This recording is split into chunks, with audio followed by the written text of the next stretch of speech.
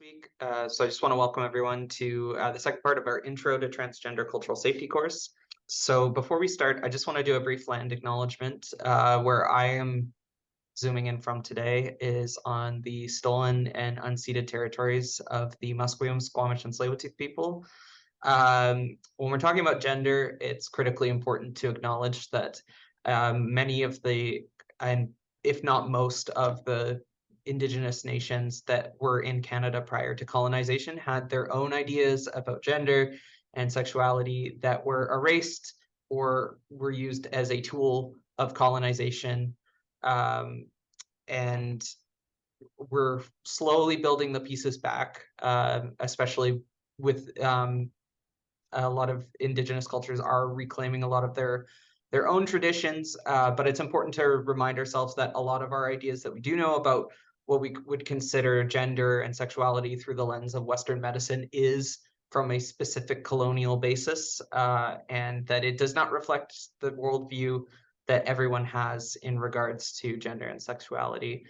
But with that in mind, we are Prism Services.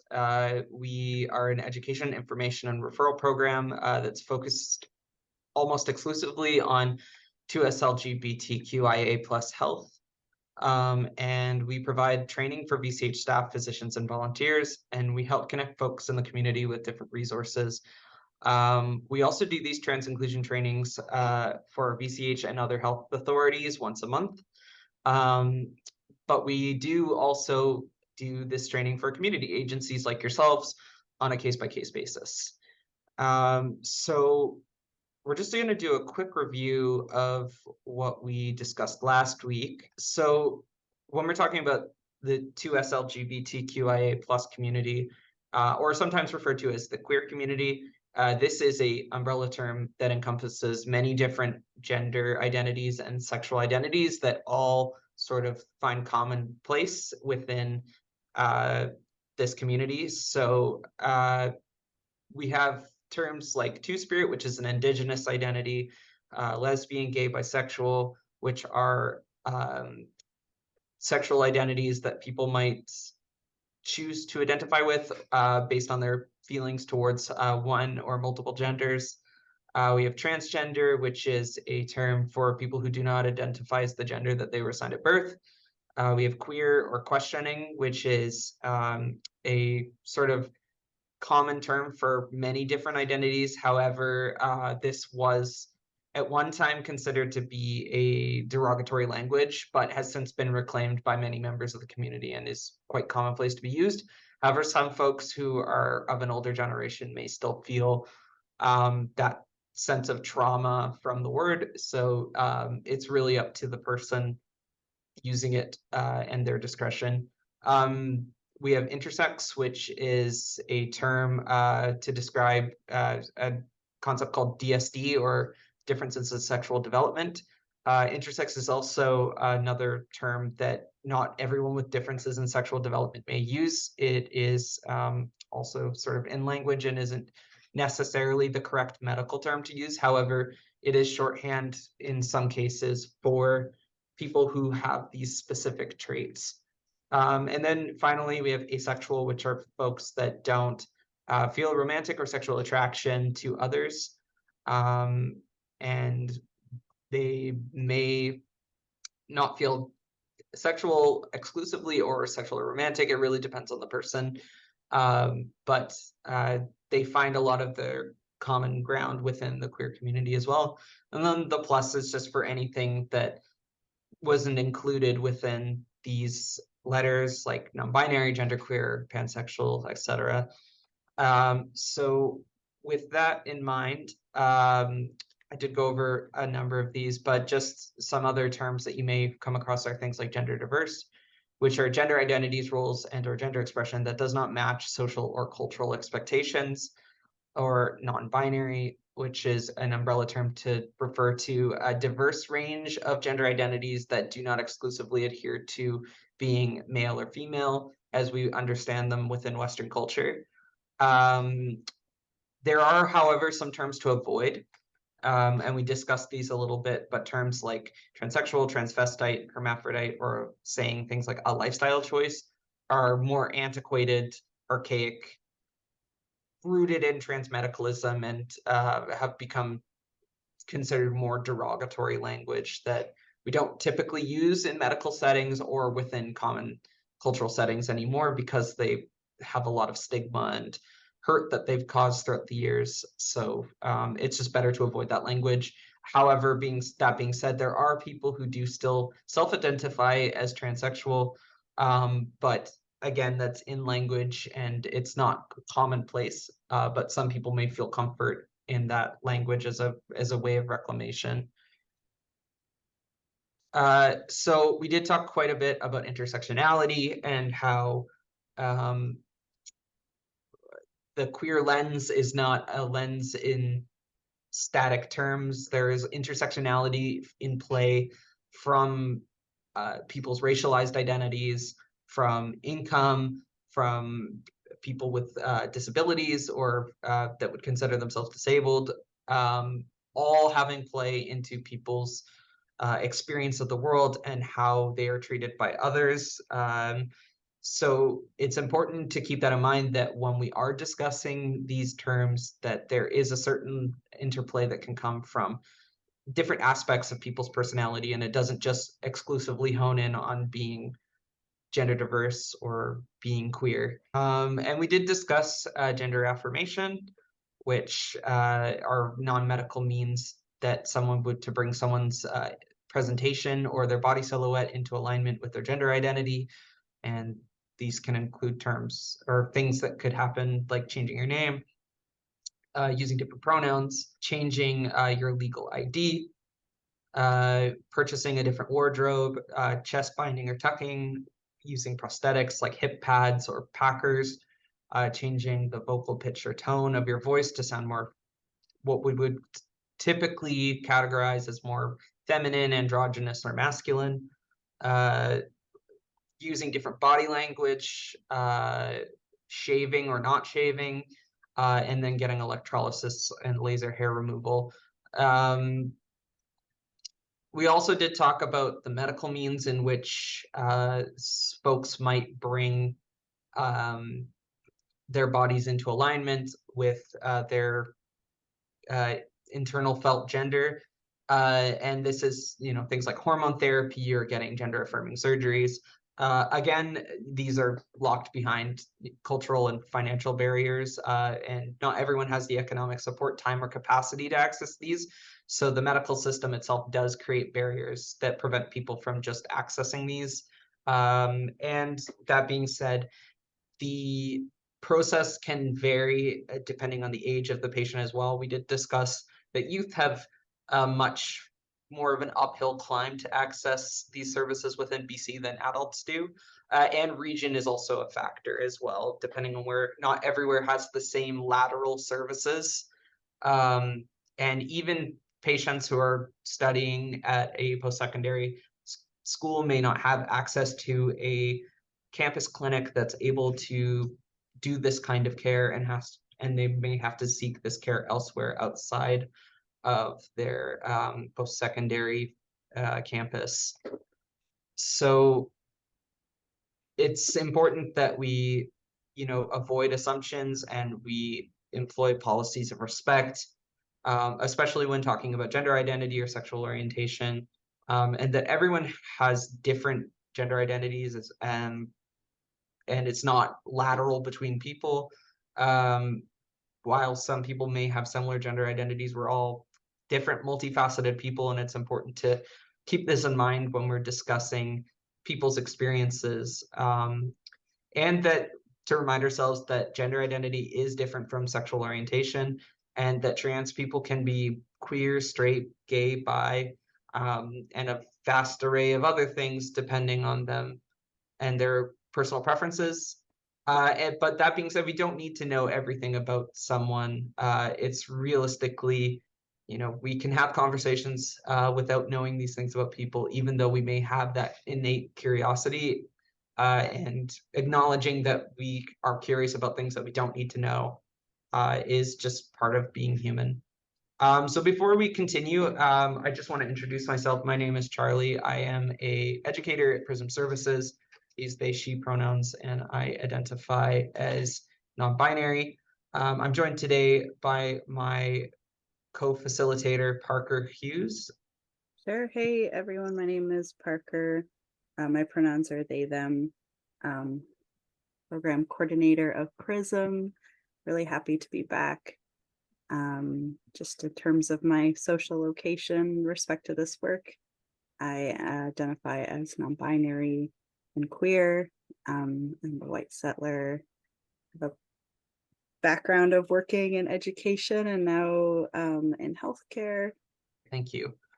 So one of the other things that we did talk about during our presentation last week was the use of inclusive language and being trauma informed. And what this means is avoiding assumptions by doing things like starting neutrally and then mirroring the language of the person that we're talking to. And this can come in the forms of when you're working in healthcare, of talking to patients or clients, but this can also take place when you're in a education role and talking to students. And it's important that we do not assume someone's gender identity, pronouns, or sexual orientation. Most folks will confirm this for you if they feel comfortable divulging that. So it's important to start with neutral terms and then mirror the words people use to describe themselves and their family members. There are all sorts of different ways to use inclusive language, whether it's by just removing gender out of the equation, saying things like persons or individuals or someone or group members, as opposed to saying guys or girls or women or men.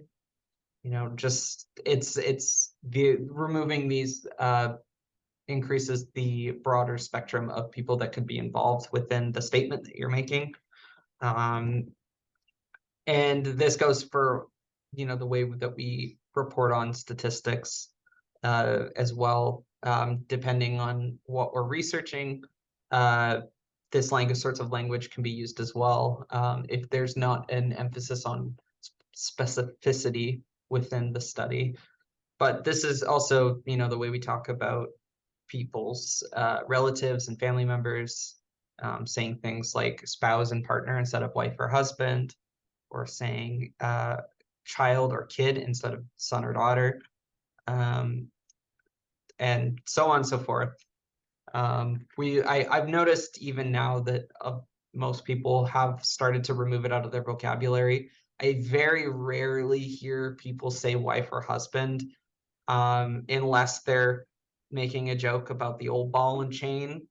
Most people just say partner or spouse now. So it has started to make its way into, into our vernacular. So I'm going to pass it over to Parker to talk a little bit about gender identity and human rights and how that pertains to our work. Thanks so much. So in terms of human rights, gender identity and expression is actually fairly recently become a protected ground. So decades after sexual orientation. So just in 2016 and 2017, have transgender people had human rights protections, and it's slowly starting to catch up and come into place in terms of things like policy and collective agreements as things are challenged in courts. Just want to touch on the current climate. In the last 2 years, there has been a drastic upswing in like anti-LGBTQ, specifically anti-trans bills, media, things like the Soji protests last, just in September, and even, hate crimes. So if you look at Stats Canada, as things, as these sentiments start to become more prevalent, it actually leads to violence. And then on the other hand, really, they're starting to have studies come out about the toll it takes on people's mental health. A lot of this stuff is in the States, like the bills. There are a few that have come up and are starting to come up in Canada. So there's some laws coming in around, parents having the right to know what pronoun a kid is using at schools. And I don't know, Charlie, if there's anything specifically actually gone through that restricts youth's access to gender affirming care here, but certainly in the States, it's happening more and more. So generally, there's a huge movement or a big thing going on right now. Sorry, Charlie, you unmuted yourself. Did you have something to say? Oh, yeah, sorry. I was just going to answer your question. So, there hasn't been any official bills passed. However, recently, during the platform discussions from the Conservative Party of Alberta, one of the discussions that they did have was on how to quote unquote police youth healthcare and hold practitioners accountable for providing unethical child healthcare, which I think is using a lot of the same playbook that is being used in the States. Last week, Ohio passed a ban on gender affirming care for patients under the age of 18 statewide. I think, not dissimilarly, a lot of our systems in place are based off of the American political system, whether we like it or not. And one of those ways is that we probably won't see, even if just out of predictions, if we do see a conservative government in as the federal government, I don't think we'll see a lot of provinces change to match a federal mandate, because healthcare is, a provincial. It's mandated provincially, so BC most likely won't change, but there we will start to see a lot more crackdown on more conservative provinces like Saskatchewan and Alberta, New Brunswick. So it is something to keep in mind, especially if you have loved ones living in those provinces, that their healthcare is constantly in jeopardy. And it's no matter where you live in the world, your healthcare is constantly in jeopardy as administration changes, because this has now become an issue for political lobbying that it wasn't necessarily 10, 15 years ago. But again, these things change all the time. Public perception could change again but what we are seeing is almost double the amount of anti-trans administration, even just being passed within the last year. So clearly, things have really changed, and people are taking more notice of it and using it as a way to foster hatred that wasn't there necessarily before. Thank Sorry, you. Parker, No, that's great. to go off. I wanted you to go off. And I will say, again, like watching your identity and healthcare be up for debate doesn't feel good. There is also, with all of this, there is a lot of support depending on where you live. So with the SOGI protests in Vancouver, just up the street from where we're working, like they were very much outnumbered, but that's not true of everywhere. And things are still continuing to, like, trans people are still continuing in lots of settings to have advancements in their rights, and people acting in allyship with trans and gender diverse folks. So it's kind of like Charlie said, like a lobbying point. It's very polarizing, and it's very uncomfortable to have it, people's existence, if you're a person in this community, have your existence be so publicly debated and used.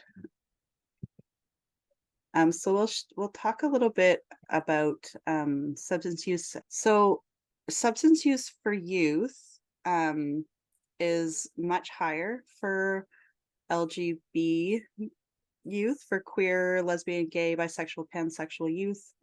like 2 times more, 2 times, as likely to be using substances. When we look at the prevalence rates for trans youth, that goes even higher. Substance use isn't something like inherent, it's related to things like stressors, isolation, etc. Curious if people have any thoughts on why substance use rates are so significantly higher for LGBTQ and specifically trans youth. I have a thought on that. Being on that in the alphabet,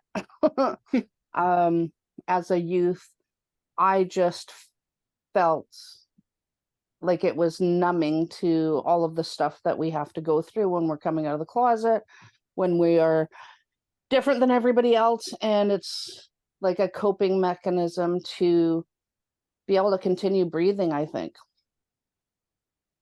Yeah, absolutely. I think coping mechanism is probably the best term you could use for it.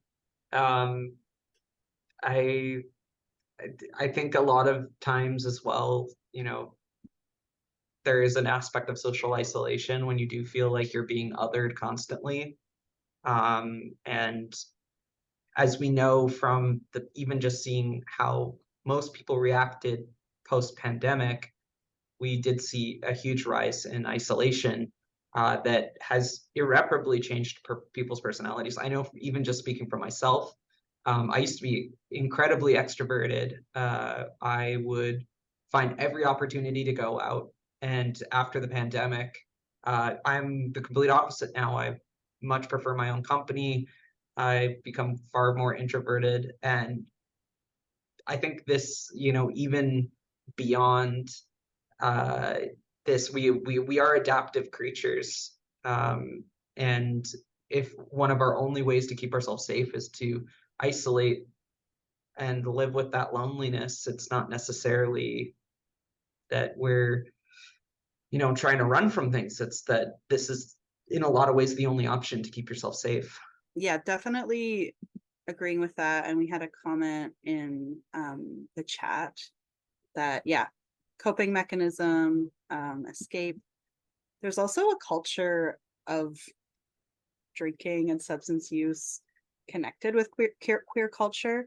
If we look at historically where gay, lesbian, trans people were able to gather, it was in bars. And that continues on. There's like, a party scene, and that can be a really important space for socializing for people.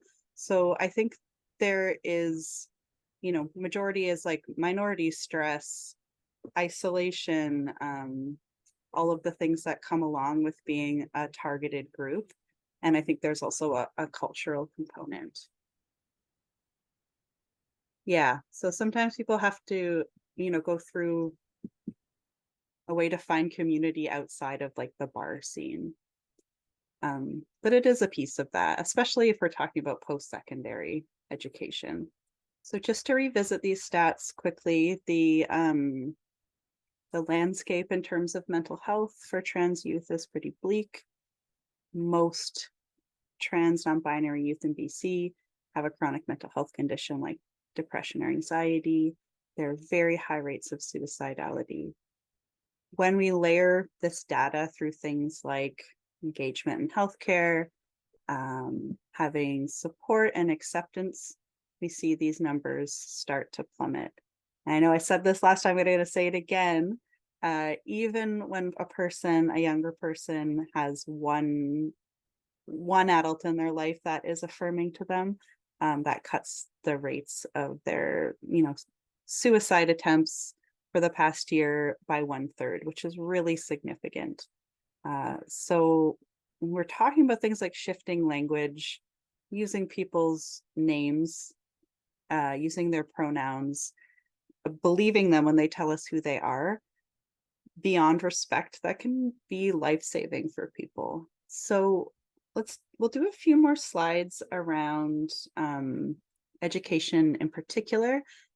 But to go forward, as trans people, gender diverse people have human rights protection federally and provincially, this means that people do have rights in school settings. So trans people have the right to an educational environment free from discrimination and harassment, which includes, violence, verbal abuse, threats, and bullying. Within human rights, there's also the right to be accommodated.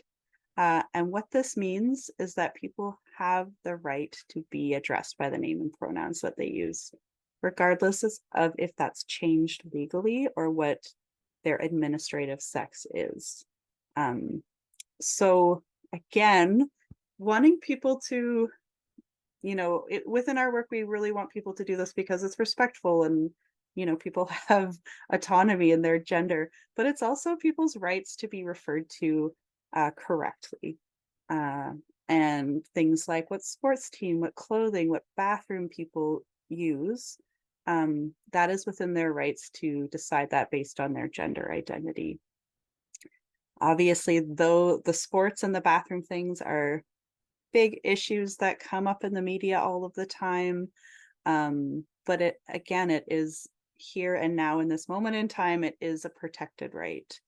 And then lastly, in terms of confidentiality, so trans students, if they want to, have the right to have, the fact that they're trans be a private matter, treated the same way as medical information.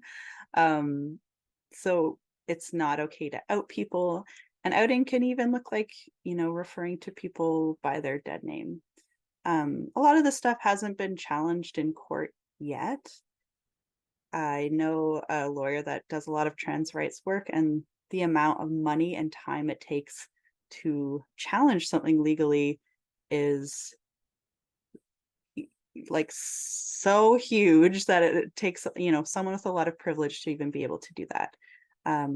But within classroom settings, it's important to know that, yeah, these things aren't just something we're doing to be nice. It's also part of people's rights. But what are people's experiences? Because those things don't always line up. There are a lot of studies on how 2S LGBTQIA plus, youth feel in school, are treated in school. I just picked one from Stats Canada because it had a really big population.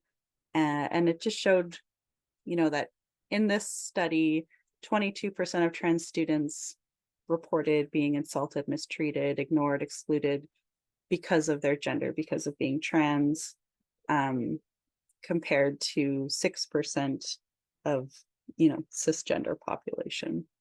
So not surprisingly, the rates of people experiencing bullying, violence, mistreatment are much, much higher for trans students.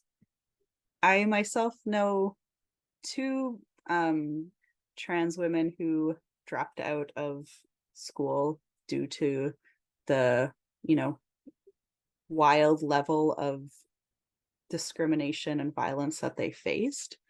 And it's such a barrier for people in terms of, getting any sort of credentials, any sort of higher education. And it can be quite violent for many folks. Before we move on to ahead. that, there's just one other point I wanted to bring up about education. I think it's also really important to remind ourselves that a lot of this discussion that we saw come up in sort of the idea of like using pronouns in school did actually come from an educator. A lot of this discussion in like popular culture came from the fallout of Jordan Peterson, who at the time was an educator at the University of Toronto. So at least in my mind, I think, just knowing that is pretty sobering. What regardless of people's thoughts on Jordan Peterson and how polarizing he's been, that was one of the root events that led to the discussion of like use of pronouns. Sorry, I just felt that was important to bring up. I don't see a lot of people talking about him and his cause on, or like his effect on the way we talk about gender. you know, especially with other figures like Matt Walsh and Ben Shapiro and Dennis Prager. They all kind of play by the same playbook, but that was at least one of the catalyst moments.